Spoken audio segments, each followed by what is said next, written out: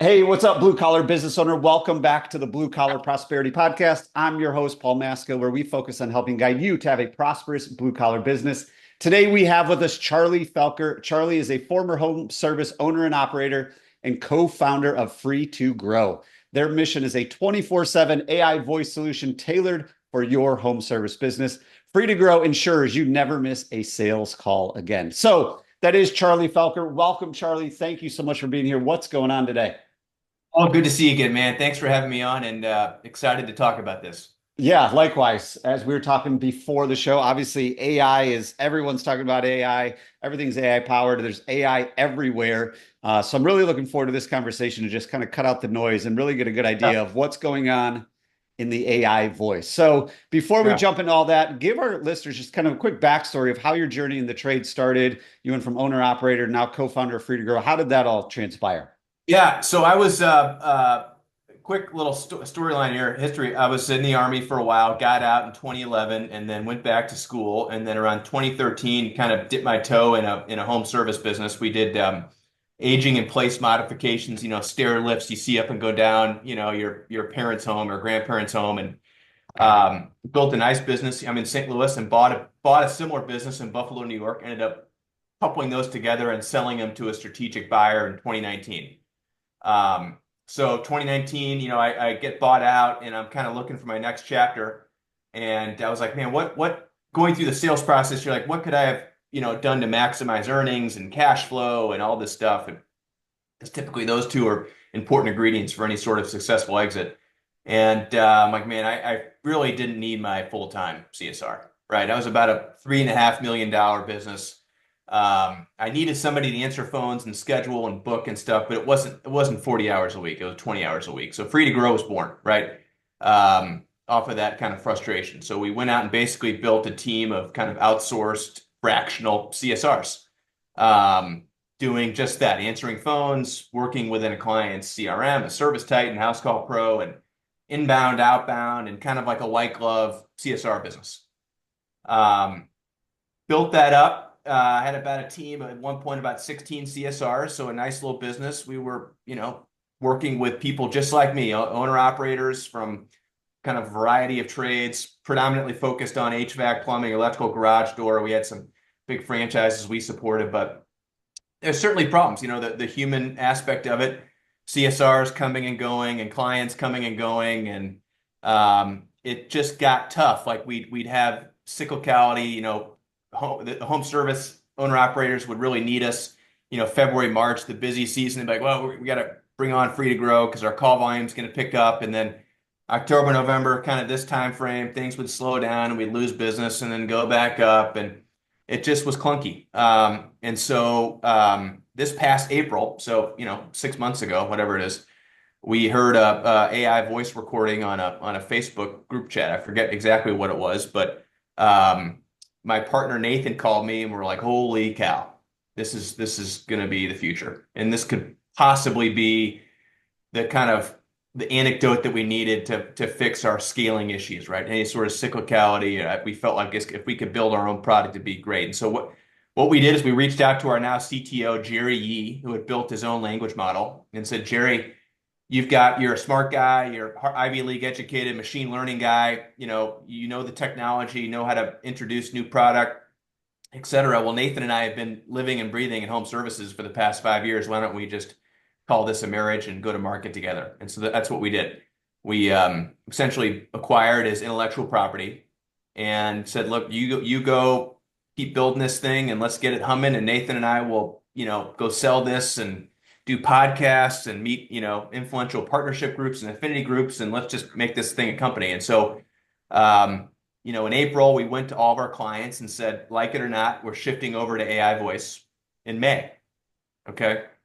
So we went from 16 CSRs down to one. It was tough. Okay. But haven't looked back. Half our clients ended up leaving us. They said, yeah, you're too early. AI is not really going to be here. And even though we assigned a dedicated testing number, all the companies that left us, not one of them tried the test account. Okay. So they're just like, you know what? Nope. I like my CSRs answering the phone. I'm not buying into this AI thing. Have a nice day. Bye-bye. But the half that remained have become absolutely kind of evangelical, for lack of a better word, of what this product can do, and have stuck with us and are great. And certainly we've made up all the business that we lost, but it was April, May, and parts of June were tough because we went from a very human-based outsourced CSR company to a software company in a matter of weeks. Saw the writing on the wall. And I think, we were talking before this, I think, the needle is moving, right? It's become less of a fringy thing and more of a, wow, this technology is getting pretty good. Can this replace my CSR and a lot of things? Answer, I think most people are finding is yes. The humanness of it's getting better, response times, functionality within given CRMs all getting better.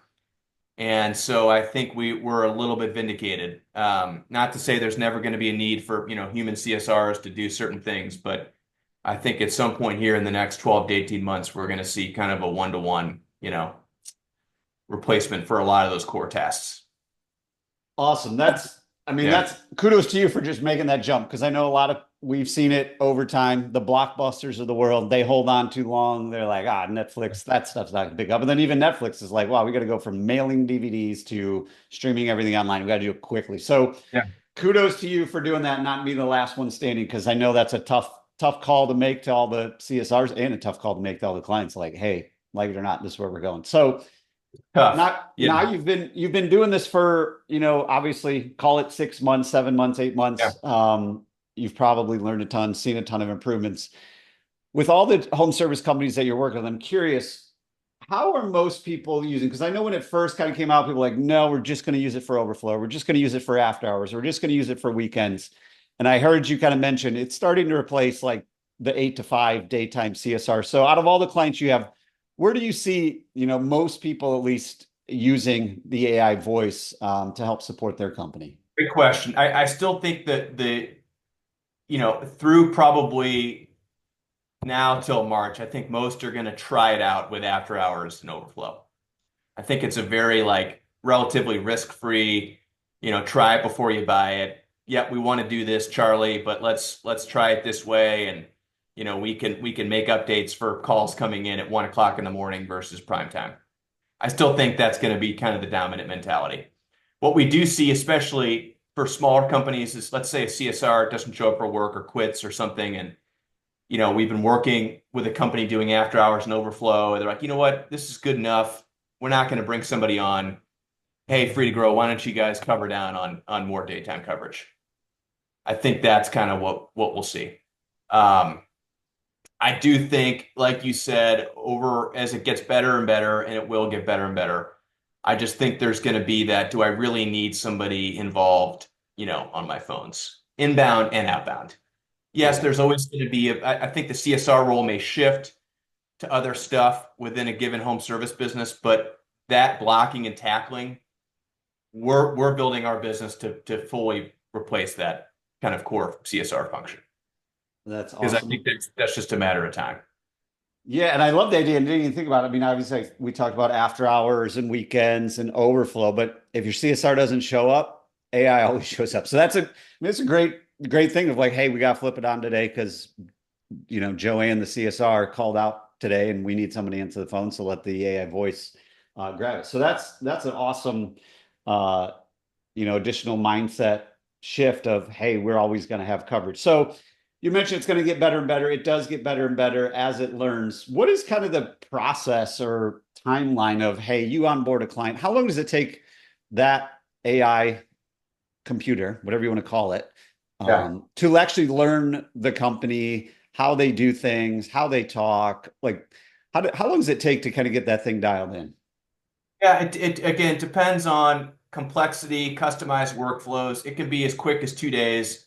We're going to be investing heavily in our client onboarding. So we took our last, our most talented CSR, Gabrielle, and made her our head of client onboarding, because we think it's helpful to have a person that's been answering phones for home service for the past 20 years to know what a good call should sound like, and to be able to handhold a client that for the first time ever is having somebody other than a human answer their phones. Because there's still that walking in the woods with a flashlight, right? So that's going to be key. But we have onboardings as quick as a couple days, and then up to 2, 3 weeks, even a month for these very complicated clients that have very detailed CRM integrations and workflows, and introducing outbound, and we have an advanced after hours suite that a lot of big companies like. It just depends.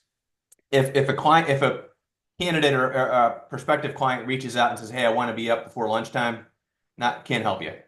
We don't want it. We want that more nuanced, because there are a bunch of these companies. I mean, there's some great companies out there that are doing what we're doing, that are a lot like us, like very focused and detailed and have their in-house teams. But there's a lot of new ones that we can get you up for $15 in the next 45 minutes. And it just, seeing what I know now about the technology, you're going to want to have somebody, because it's not perfect. The AI is not perfect, right? There's going to be glitches and tweaks and scripting, and every owner operator wants their phone calls and their CRMs monitored differently. Everybody, right? Everybody's different. So everybody's going to want their own little pitch. And that's a big part of our thing, is spending the time, having a couple onboarding calls. Let's create a demo account, try the demo account. Okay, good. It's how you like it. Let's get it into production. So anywhere, Paul, between 2 days, and we have a client now we've been onboarding for a month, but they're just a very big company, and they want things done almost, exquisitely and very specifically to them. Gotcha. I mean, and if you think about it, if they're a complex company, that's how long it takes them to onboard a human, CSR as well, because it just takes time. It's like, what would you do if you were hiring a person? What would you have them do? Right. It's the same mentality with us, with how we onboard for our AI. Gotcha. And you had mentioned integrating with the CRM. So these AI voice answering services, bots, whatever we want to call these things, they're booking everything too, right? So they get the call come in, they're integrated to Service Titan or House Call Pro, and they're doing everything start to finish. Is that right? Yeah. Yeah. For the most part, depends on, there's some CRM still that don't have an open API, and that's been tough, but that's few and far between. Most of our clients are on these bigger Service Titan, House Call Pro type CRMs, where yes, we can book it and then populate that client data, that call data. That's awesome.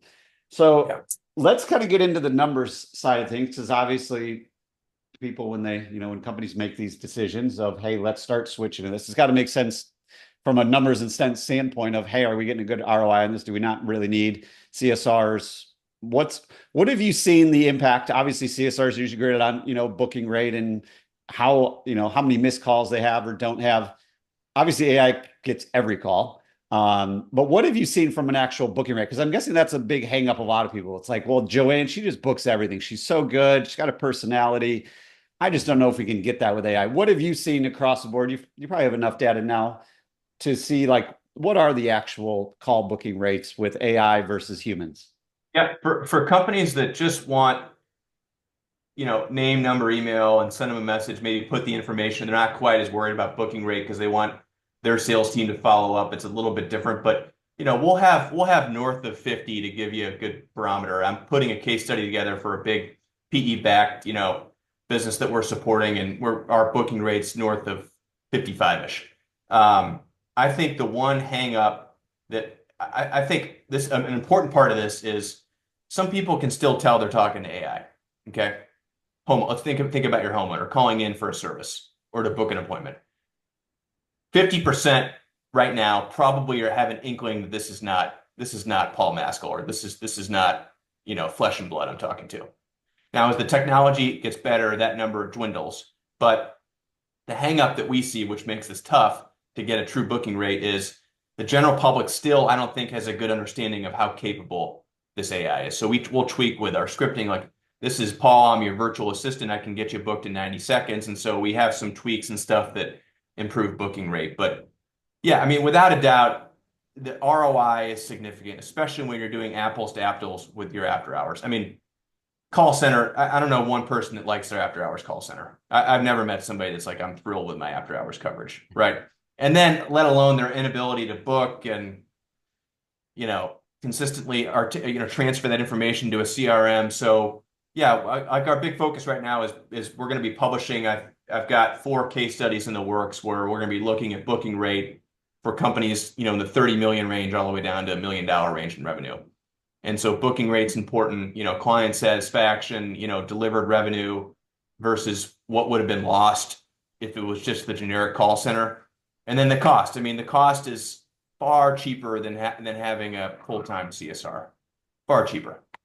So I think it's that combination of the end user, the homeowner calling in, getting more comfortable.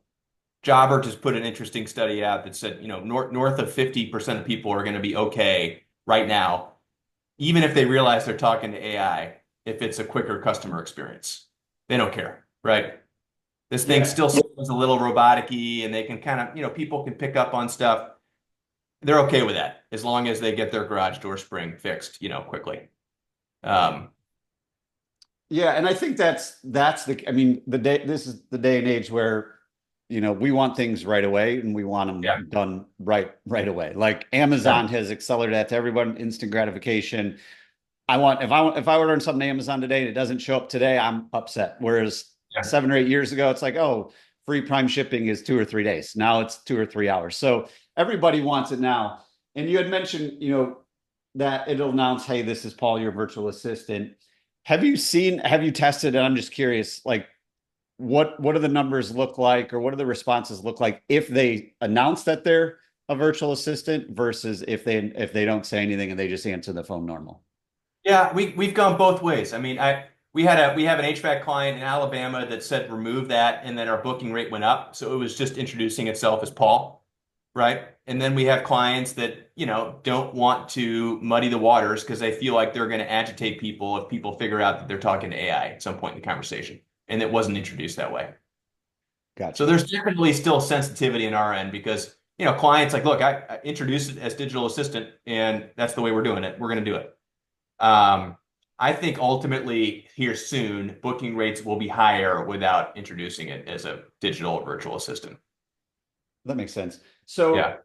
just curious again, because I've never used one of these and I've never called a company that has one yet. Do you have clients, or do you see people offer the caller the option, at least during the day? After hours, probably a different story, but say it's during the day.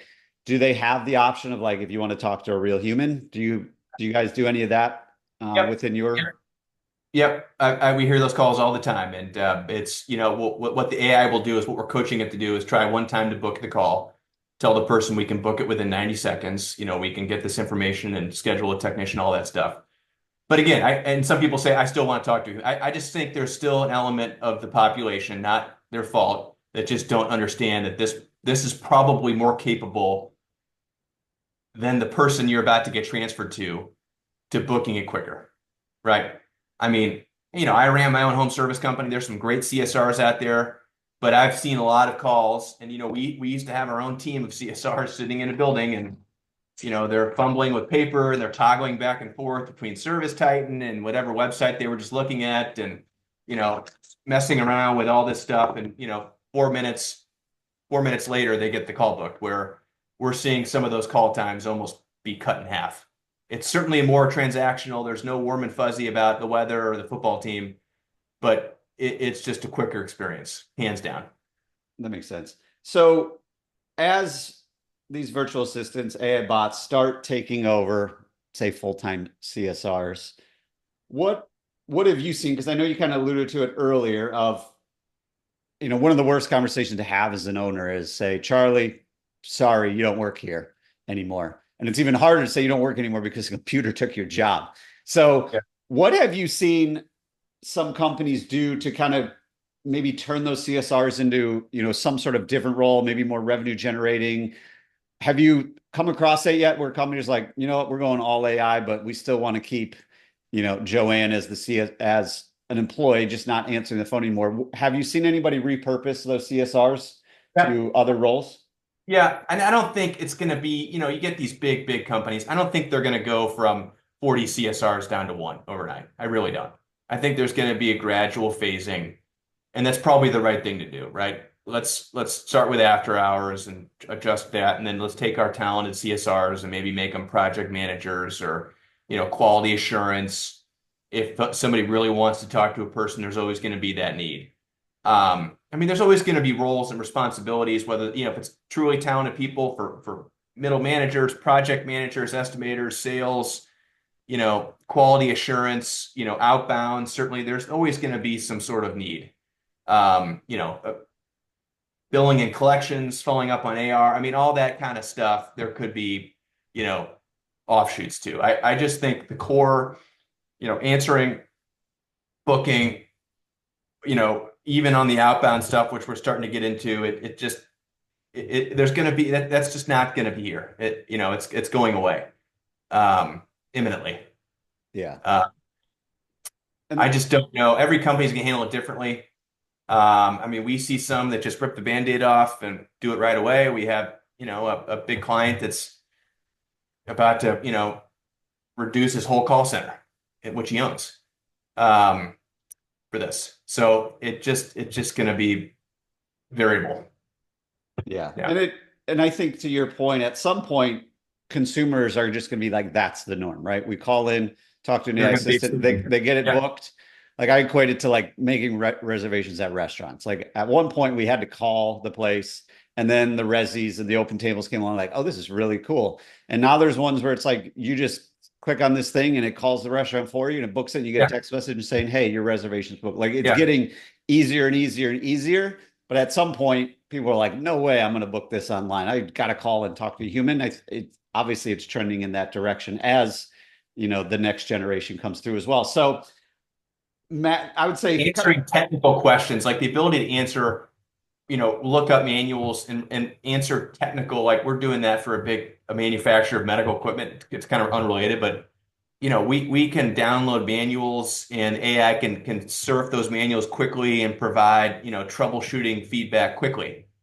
You know, yeah, good good luck having somebody do that within half an hour on a phone call. Um, it's very much a game changer on some of those technical issues.